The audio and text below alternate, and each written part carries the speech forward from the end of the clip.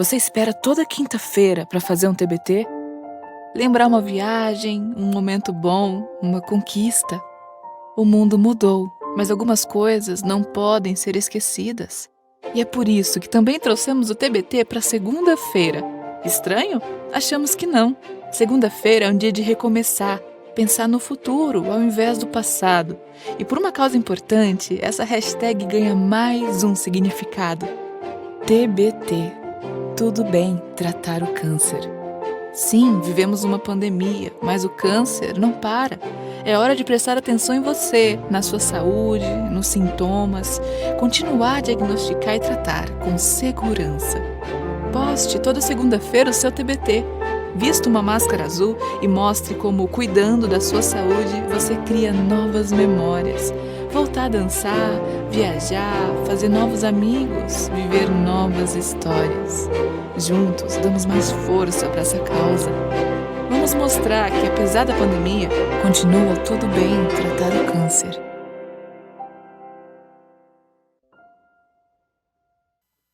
Olá, sejam bem-vindos ao painel Tudo Bem Tratar, o impacto da pandemia no câncer e o que esperar do futuro. As medidas para barrar a disseminação da Covid-19 vêm impactando o tratamento de outras doenças, em especial as que exigem um controle contínuo, caso dos problemas crônicos e do câncer.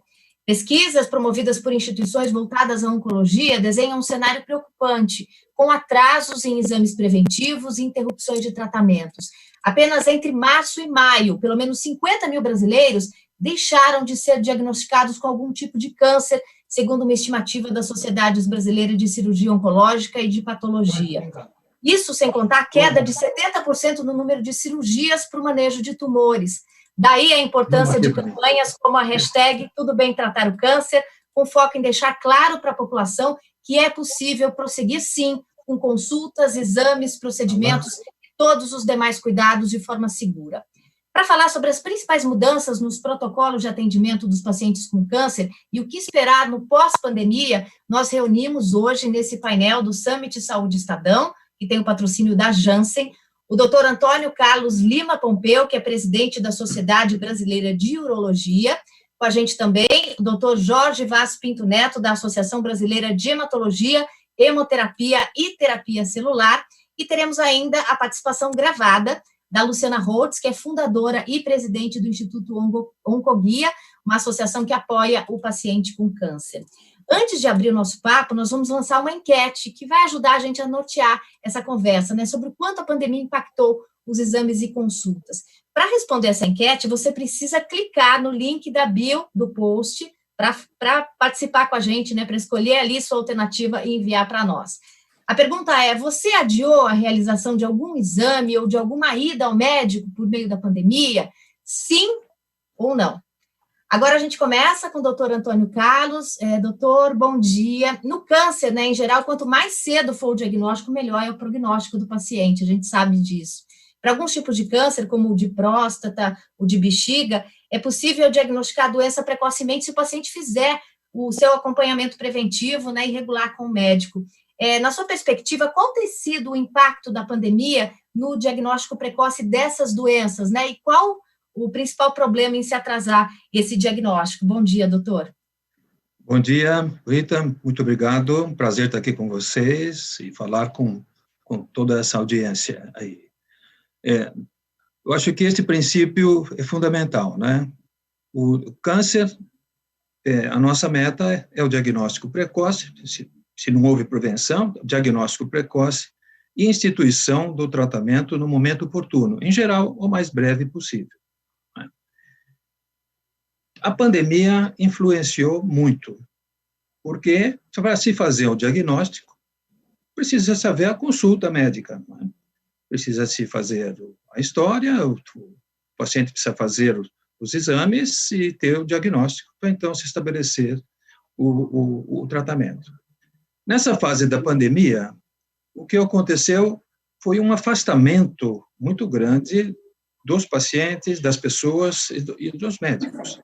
Então, isso interferiu muito com o diagnóstico, por razões relacionadas ao paciente. O paciente não ia ao consultório, não ia ao hospital por temor do contágio, o que é compreensível.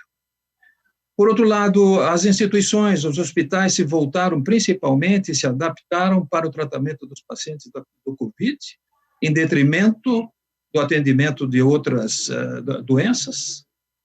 E esse somatório, não é, trouxe consequências. E nós podemos comprovar isto que eu estou dizendo com algumas informações. Não é? Por exemplo, cirurgias para câncer. Estudos mostraram que pelo menos 70% delas foram adiadas ou suspensas. O diagnóstico do câncer precisa de exames. E os exames, estudos com laboratórios, nós verificamos, por exemplo, com relação a biópsias. Os laboratórios informam que houve uma diminuição muito grande da solicitação de biópsias de próstata e de bexiga, que foi o caso que você me colocou. O PSA, que todo mundo já sabe, que é um exame que se dosa no sangue, está aumentado, em geral, o paciente que está com câncer, uma suspeita de câncer de próstata. Os laboratórios também diminuíram as solicitações muito grandes. 2 laboratórios, um no Rio Grande do Sul, aqui em São Paulo, mostraram números redondos de diminuição de solicitação do PSA nesse período da pandemia de cerca de 40% e 20%. É muita coisa, né, doutor? É muita coisa, de tal maneira que, por todas essas razões, o diagnóstico precoce foi adiado, né? As consultas foram adiadas. Consequências, que é a segunda pergunta sua, se nós vamos tratar um paciente, o diagnóstico não é feito numa fase inicial, nós podemos perder a oportunidade de oferecer cura ou oferecer o melhor tratamento para esses pacientes. E esta é a consequência fundamental. E nós sabemos, por exemplo, você falou do câncer de bexiga. Um paciente que tem um câncer de bexiga já grande, infiltrativo, e uma das indicações é retirada da bexiga, para salvar o paciente, curar o câncer e salvar o paciente. E nós sabemos que feito o diagnóstico, nós precisamos correr quanto tempo. Porque estudos já mostram que depois de 3 meses, se nós passarmos de 3 meses, a chance de uma reavaliação do paciente de ter metástases, ou seja, filhotes de tumor à distância, é muito grande. Então, é uma perda de tempo e de tal forma que nós perdemos a oportunidade de cura. Então, voltando ao tema fundamental, a pandemia, sim, interferiu muito no diagnóstico precoce, afastando doentes das instituições, dos médicos, e as consequências são essas que eu disse. Nós perder a oportunidade, o momento ideal de se propor tratamento curativo. Obrigada, doutor. Eu queria trazer o doutor Jorge para a conversa. No caso dos cânceres hematológicos, né, no sangue, existe uma grande diferença entre as doenças, né, doutor? Algumas são mais graves, precisam ser tratadas imediatamente, outras têm uma evolução mais lenta. Nesse cenário, como é que está sendo feito o acompanhamento desses pacientes e a manutenção dos tratamentos durante a pandemia? Isso pode trazer algum tipo de risco para a saúde desses pacientes, doutor? Bom dia. Bom dia, Rita. Bom dia, Pompeu. Bom dia a todos. É um prazer enorme estar aqui participando dessa discussão, desse webinar. Rita, de fato, no sentido da oncohematologia, a gente pode, de modo bem simples, separar as doenças hematológicas naquelas que a gente chama de comportamento agressivo e aquelas que a gente chama de comportamento indolente, né? Então, vamos dar um exemplo de um nome de uma doença que a população conhece bem, que é leucemia. No grupo das doenças de comportamento agressivo, existem as leucemias agudas. Essas são doenças que têm que ser diagnosticadas muito rápido, que o paciente tem manifestações da doença, em geral, com poucos dias ou poucas semanas do início dessa doença, e o paciente requer intervenções de diagnóstico e também intervenções terapêuticas de forma praticamente imediata, com necessidade, inclusive, de internação hospitalar prolongada. No outro extremo, temos uma doença chamada leucemia linfóide crônica, que de parente, né, ou de similaridade com a leucemia aguda, só tem o primeiro nome. A leucemia linfóide crônica, essa é uma doença que prevalece na população acima dos 65 anos, em que 2/3 dos pacientes normalmente descobrem que tem leucemia linfóide crônica por acaso, ao fazer um exame de rotina, um exame de hemograma. Ao diagnóstico, 2/3 dos pacientes, novamente, em geral, não precisam de tratamento.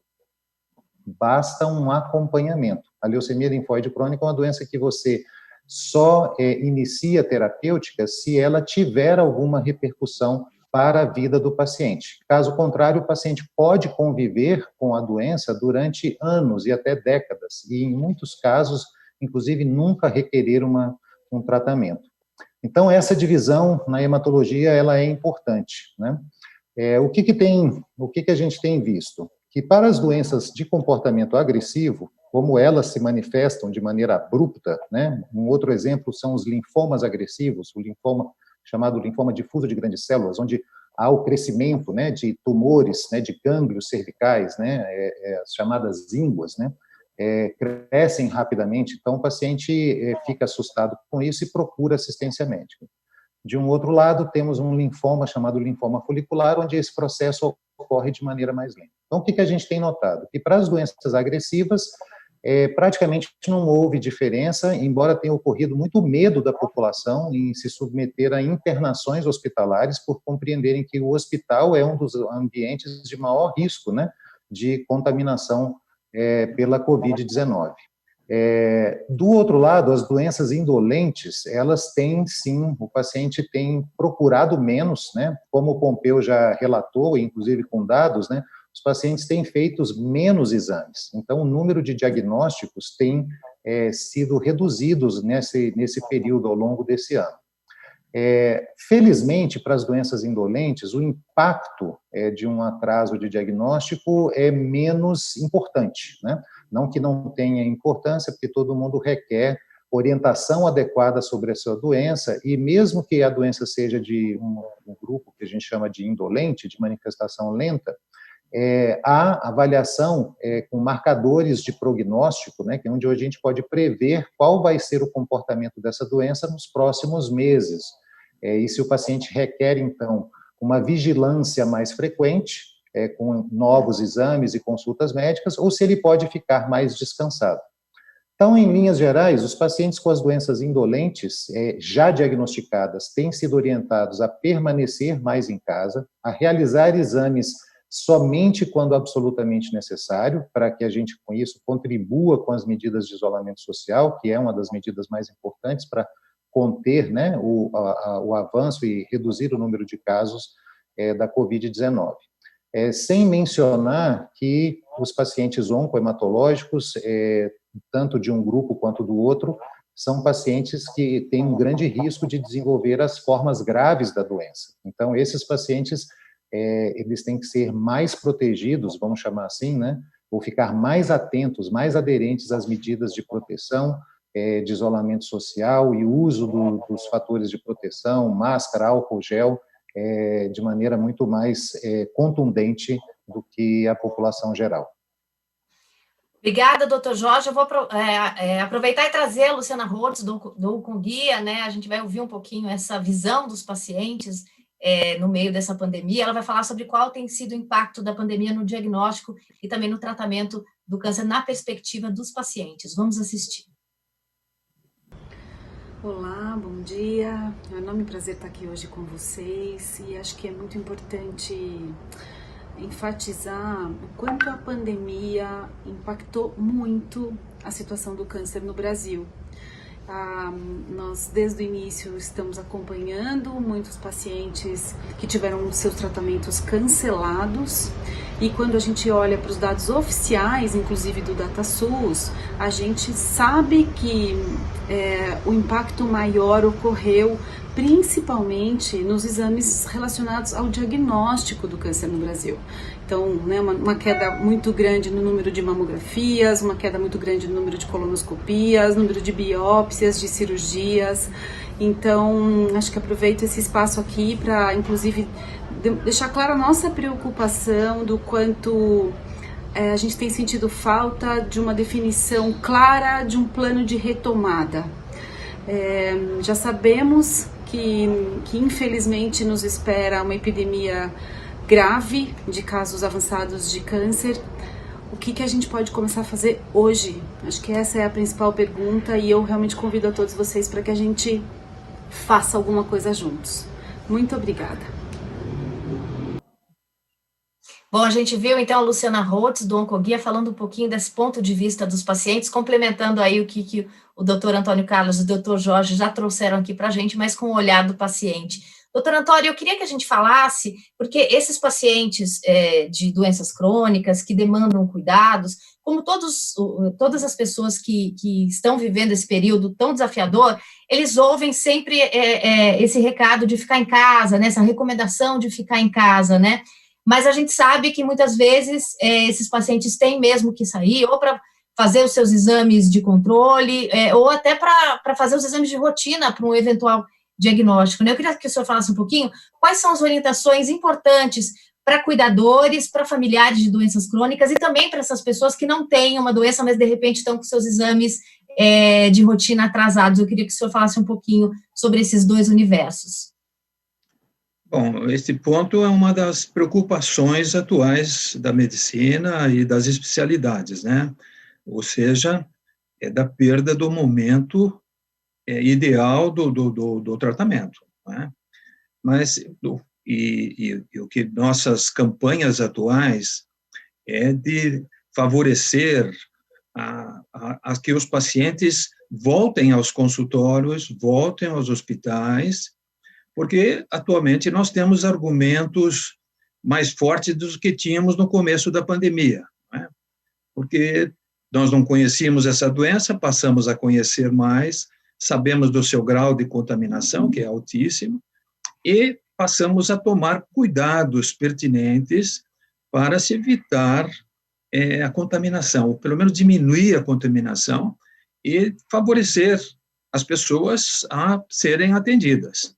Então, se hoje em dia você entrar num consultório, você vai ver que todos os funcionários estão com máscara, existe um distanciamento, a marcação de consultas tem um período, um intervalo entre elas muito maior, e isso se replica nas instituições médicas, nos hospitais, etc. Tanto é que nós todos temos preocupações, inclusive conosco, médicos. Por exemplo, os urologistas, nós fizemos um estudo na Sociedade Brasileira de Urologia sobre o impacto sobre o urologista, sobre a saúde do urologista, e é incrível. Foi um questionário respondido por cerca de 800 colegas, 13% dos urologistas tiveram doença do Covid, 13%. Isso é quase 10 vezes a população, o que mostra o risco que nós, profissionais da saúde, corremos. 15% desses foram internados e alguns, infelizmente, faleceram. Jovens, né, no auge do seu trabalho. Então, os cuidados que estamos tendo de evitar o contágio em nível hospitalar e também as orientações para os pacientes, olha, quando você for a algum lugar, não deixe de usar máscara, evite as aglomerações. A higiene pessoal é fundamental, a higiene das mãos, o uso desse álcool gel que todos estão utilizando. Então, essas instruções têm favorecido o argumento para que voltem a serem atendidos. Instruções para cuidadores, né, e também para os familiares, que incluiu, parece, a sua pergunta, o cuidador tem que cuidar, não tem que contaminar, né? Então, isso tem regras rígidas, mas uma visão geral. Um cuidador que vai na sua casa onde tem um paciente com câncer ou acamado, etc. Em primeiro lugar, ao entrar, ele deve higienizar os pés numa solução, num carpete que tenha cândida, por exemplo, uma solução de cândida. Ele deve, antes de entrar em contato com o paciente, ele deve higienizar-se, de preferência tomar um banho, trocar de roupa, não usar a roupa que ele veio da rua. Se tiver avental descartável, isso é ideal. e o contato com o doente, todos os dias trocar esta roupa, deve proteger os seus pés ou usar pulverizadores de detergentes, etc. Manter distância com o doente, e se tiver que fazer algum manuseio no dente, numa sonda, num catéter, usar luvas, e esses são cuidados, e evidentemente que se ele teve contato com alguém de Covid, que verifique, faça exames. Só abrindo um parêntese, eu sou cirurgião, eu faço o PCR para ver se eu não estou com Covid ativo, pelo menos uma vez por semana. O nariz não aguenta mais, mas nós estamos lá para tratar e não para contaminar. Os familiares devem evitar o mínimo possível de contato e aglomerações, convites de visitas, etc. Então, esse panorama, Rita, melhorou os argumentos para que o paciente se sinta mais confortável, se tenha uma sensação maior de proteção, e que não deixe, essa é a nossa mensagem, não deixe de continuar o seu tratamento, ou se tiver sintomas, principalmente, fazer um diagnóstico precoce, porque esta é a oportunidade. Se nós deixarmos para mais tarde, nós podemos perder a oportunidade de um tratamento menos agressivo. Doutor Jorge, eu queria que o senhor falasse um recorte do paciente oncológico, né? Qual é a rotina de autocuidado desse paciente em relação à Covid-19, e nesse contexto que ele precisa de um acompanhamento constante, exames, tratamentos e sempre sair de casa? Essa é uma pergunta excelente, né? E o Pompeu já comentou bastante do que deve ser feito, né? Dos cuidados em termos do manuseio do paciente. Mas eu tenho, inclusive, dito, né, para os pacientes o seguinte, que, de fato, a incidência da transmissão da doença está diminuindo, a gente vê isso tanto nas estatísticas publicadas diariamente, mas também no nosso dia a dia. Eu trabalho no serviço de emergência, no Departamento Médico da Câmara dos Deputados, que está dedicado ao atendimento de pessoas com sintomas de Covid, e a gente também lá tem a capacidade de dar o diagnóstico. E o número de atendimentos e o número de diagnósticos confirmados reduziu-se em torno de 60% a 70% nesses últimos 2 meses, o que mostra que realmente está havendo uma taxa de transmissão menor. E o que eu tenho dito para os pacientes é que ser contaminado pela Covid no momento do pico é um pouco de descuido, mas é um infortúnio. Ser contaminado pela Covid, agora que nós estamos com uma curva descendente, chega a ser um pouco de vexame, né? Ou seja, a gente tem que manter os cuidados, né? Ao estar exposto lá, as pessoas com sintomas e com diagnósticos confirmados de Covid, o tempo todo a gente se protege com os materiais, com os equipamentos de proteção individual, no meu caso lá, touca, escudo facial, máscara, o capote descartável e luva, quando no atendimento de pacientes com sintomas de Covid. Desde o início da pandemia, nossa rotina tem sido fazer exames periódicos também, assim como o Pompeu comentou, a cada 15 dias. Eu já fiz 13 vezes a pesquisa de Covid ao longo desse tempo e permaneço sem contaminação. O que quer dizer que o uso adequado dos equipamentos e do álcool gel e esses manejos são, sim, suficientes para evitar.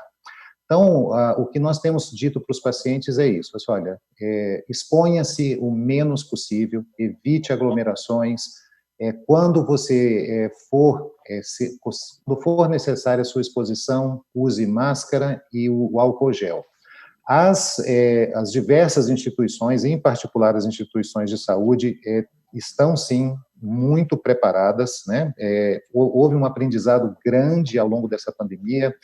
Então, o Pompeu comentou várias das medidas, o espaçamento dos assentos na sala de espera, o espaçamento maior na marcação das consultas, a disponibilidade de álcool gel nas salas, a higienização mais frequente das salas de atendimento, tudo isso tem sido feito. Adicionalmente, eu queria comentar que os laboratórios têm colaborado bastante também. Sistemas de coleta de exame por drive-thru, né? Então, o paciente coleta o seu exame sem sair do carro. né? E encontra lá um profissional devidamente paramentado. Coleta de exames de sangue e outros exames em regime domiciliar. Isso tem sido ofertado pelos grandes laboratórios e isso também diminui bastante a exposição do paciente.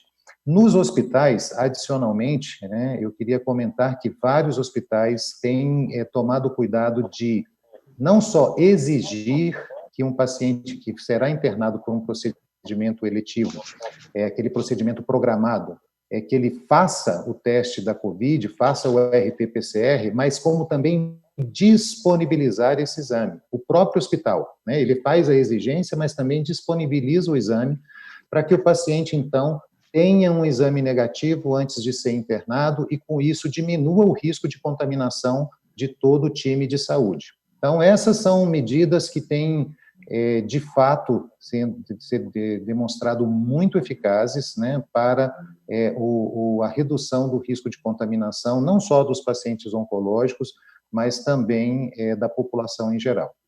Eu vou pegar aqui agora o resultado da nossa enquete. A pergunta foi: você adiou a realização de algum exame ou alguma ida ao médico por meio da pandemia?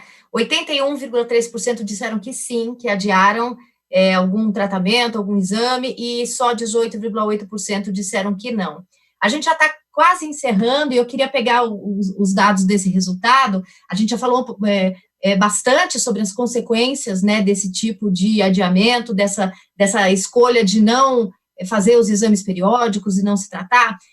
Pegando os dados, eu queria falar com vocês dois já no ritmo de considerações finais, quais os principais impactos e aprendizados esperados de campanhas de conscientização como essa que está sendo proposta, que é a hashtag Tudo Bem Tratar o Câncer. O que vocês esperam como resultado ao final dessa campanha de conscientização, começando pelo doutor Antônio Carlos, e já agradecendo a sua participação, doutor. Foi um prazer participar aqui, já disse isto. Bom, como resultado desta campanha, nós temos, eu acho que se eu tivesse que resolver numa palavra, eu diria conscientização, não é? Nós saímos dessa campanha uma conscientização de que nós temos que tomar medidas preventivas contra as doenças, e com relação ao Covid ficou bem claro, né? O aparato que se deve utilizar para se diminuir a chance de contaminação. O segundo item é que diagnóstico precoce é fundamental em quase todas as doenças, e no campo da oncologia, então, isto é indispensável. Eu não citei um exemplo, mas eu vou ser bem rápido nesse exemplo. Por exemplo, um paciente que tenha um câncer de pênis. Infelizmente, o Brasil tem um recorde mundial de incidência alta devido ao HPV, não é o momento de comentar isto, mas o tratamento, em geral, é cirúrgico, então é mutilante. Mas, se você faz o diagnóstico de um tumor de pênis na extremidade do pênis, e o tumor é pequeno, nós podemos retirar apenas o tumor e o paciente ainda fica com uma haste peniana suficiente para atividade sexual, urinar, etc. Mas se isso avança, nós precisamos fazer amputação. E a amputação é uma mutilação muito dura para o homem em qualquer idade.